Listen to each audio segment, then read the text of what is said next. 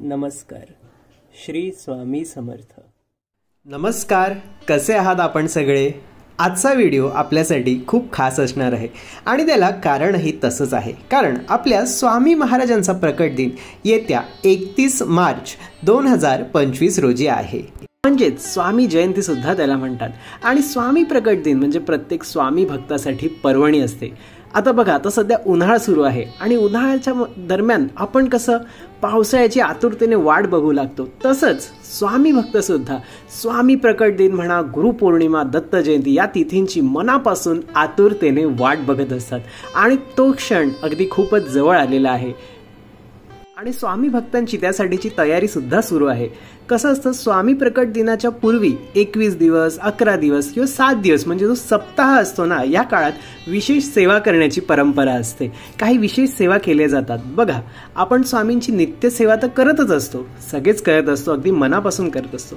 पण या सप्ताहाच्या काळात काही विशेष सेवा केल्या जातात. जसं दत्त जयंती सप्ताहाच्या काळात आपण गुरुचरित्राची पारायण करतो, त्याचप्रमाणे आणि आजच्या व्हिडिओमध्ये सुद्धा आपण याचबद्दल बोलणार आहोत की स्वामी प्रकट दिन सप्ताहामध्ये आपण अशा कुठल्या सोप्या आणि प्रभावी अशा सेवा करू शकतो. त्या यावर्षीचा स्वामी प्रकट दिन सप्ताह दिनांक 25 मार्च रोजी सुरू होत आहे. तर 25 मार्च ते 31 मार्च 2025 असा हा सप्ताह असणार आहे. आणि या काळात आपल्याला या सेवा करायच्या आहेत.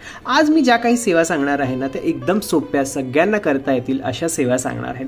आपण सांसारिक माणसं असतो, आपल्यावर अनेक जबाबदारी असतात, नोकरी, शिक्षण, घर वगैरे, आणि ह्या सगळ्या सांभाळून आपल्याला सेवा करायची असते. त्यामुळे आज मी तुम्हा सगळ्यांना जमतील अशा सोप्या सेवाच सांगणार आहे.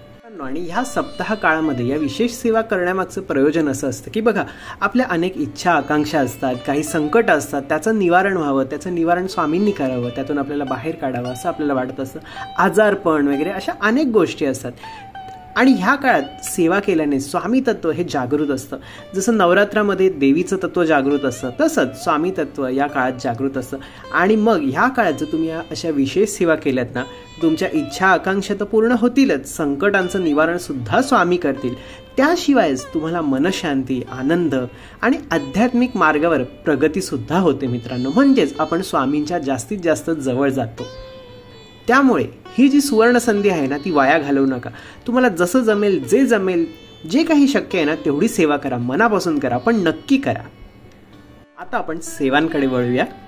बघा, आज ज्या आपण सेवा बघणार आहोत ना, त्या तुम्ही तुमच्या घरी करू शकता, अथवा तुमच्या जवळ स्वामींचा मठ असेल किंवा दत्त मंदिर असेल, तिथे जाऊन सुद्धा तुम्ही या सेवा करू शकता.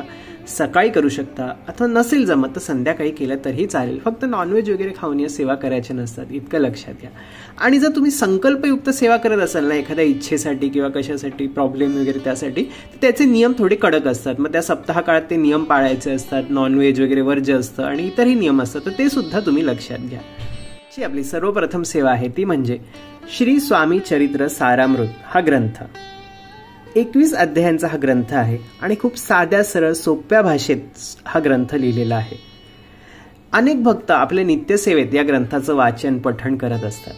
आता ह्याचं तुम्ही वाचन कसं करू शकता, तर 7 दिवसात म्हणजे रोज संपूर्ण 21 अध्याय अशा प्रकारे वाचू शकता, किंवा रोज 3-3 अध्याय असं करून 7 दिवसात हा ग्रंथ तुम्ही पूर्ण करू शकता. संपूर्ण वाचायचं असेल तर 1 तासाच्या आसपास यायला वेळ लागतो. तुमच्या परिचित असेल भाषा तर अजून तुमचं लवकर होऊ शकतो, किंवा मग तुम्हाला नसेल तेवढा वेळ मिळत तर 3-3 अध्याय करून सुद्धा 7 दिवसात हा ग्रंथ तुम्ही पूर्ण करू शकता. पुढची आपली सेवा आहे ती म्हणजे 11 माळ श्री स्वामी समर्थ या मंत्राचा जप.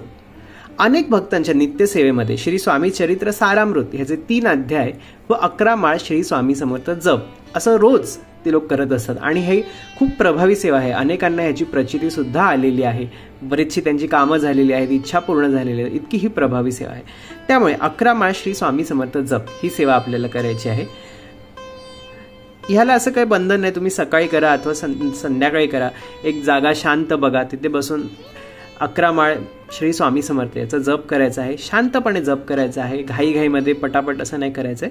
शांत बसून व्यवस्थित श्री स्वामी समर्थ हा जप 11 माळी करायचा आहे. आता 11 माळ जप आपण पाहिला, त्यासोबतच येते पुढची सेवा, ती म्हणजे श्री स्वामी समर्थ या मंत्राचं नामस्मरण.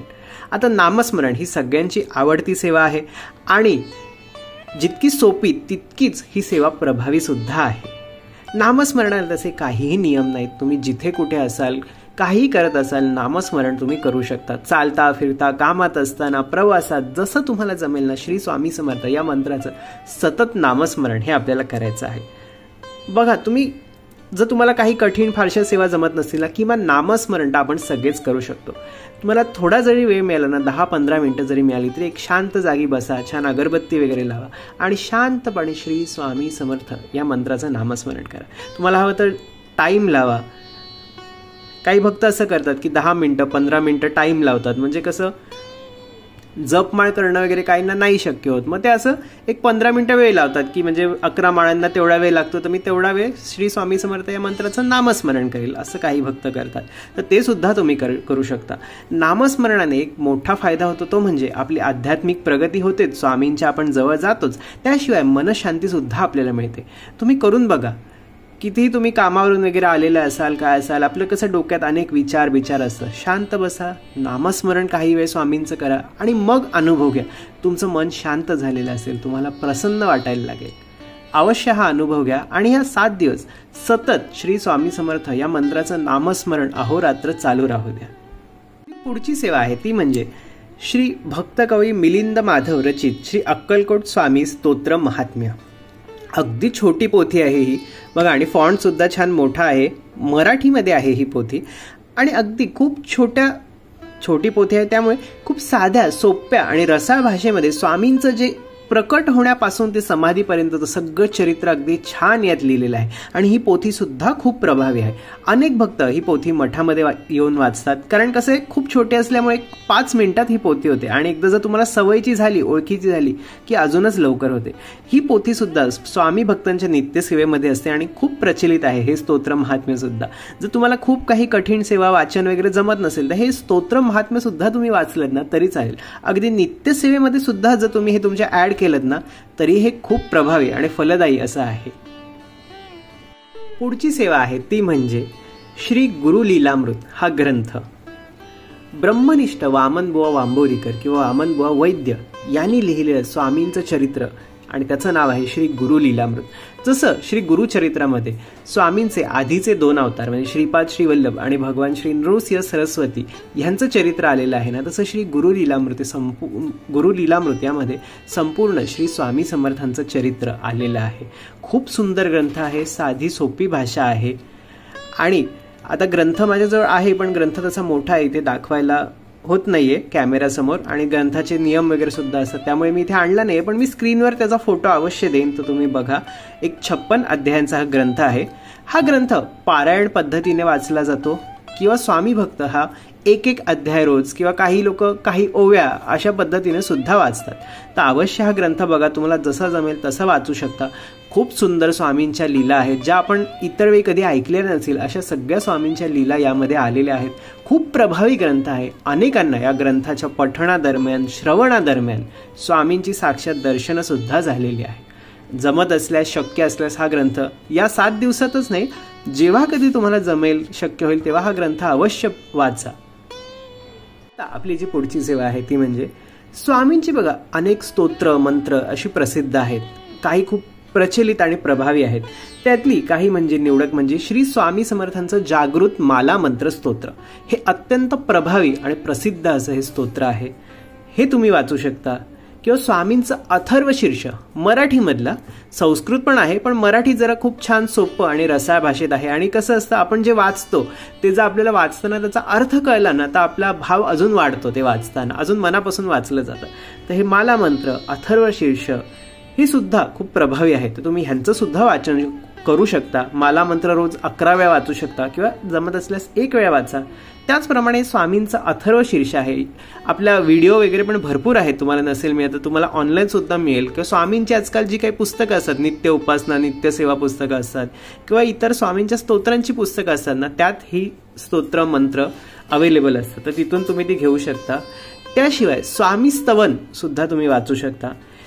आणि याशिवाय इतर जर तुम्हाला कुठली स्वामींची स्तोत्र वगैरे असतील, ती आवडत असतील तर ती सुद्धा तुम्ही या तुमच्या सेवेमध्ये घेऊ शकता. बघा, आज आपण ह्या ज्या काही सेवा पाहिल्या आहेत ना, ते सगळ्याच्या सगळ्या करायच्यात असं नाहीये. त्यातल्या तुम्ही निवडायच्यात, तुम्हाला कुठल्या आवडतात, कुठल्या जमतात, तुमच्या वेळेत कुठल्या बसतात. आणि त्याप्रमाणे तुम्ही करायचे. बघा, मी तुम्हाला सगळ्या सांगितलेल्या आहेत, त्यातले तुम्ही निवडा. आता जसं की मी स्वामींचं नामस्मरण करेन आणि चरित्र सारामृत वाचेन, किंवा मी स्वामींचं गुरुलीलामृत वाचेन, हे असं कुठलंही तुमच्याप्रमाणे तुम्ही निवडायचं आहे.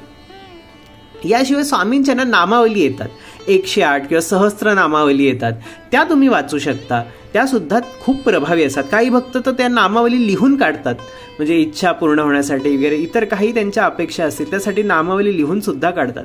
तर तुम्हाला जर आवडत असेल तर त्या नामावली सुद्धा तुम्ही वाचू शकता. जसा वेळ असेल तसं 108 करा किंवा सहस्त्र नामावली आहे ती वाचा.